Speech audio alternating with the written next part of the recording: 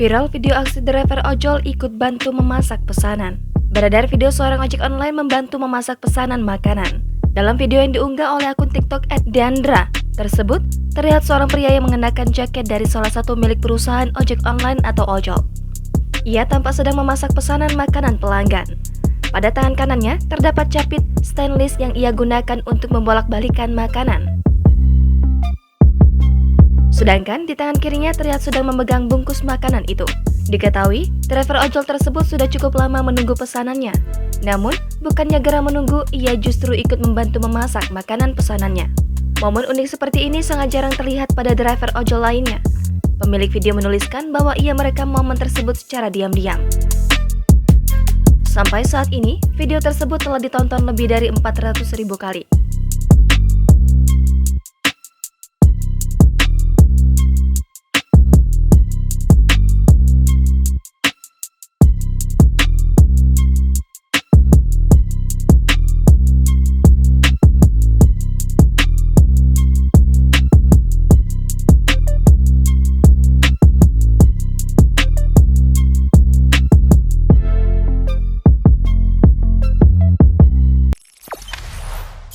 Jangan lupa subscribe, share, komen, dan like ya.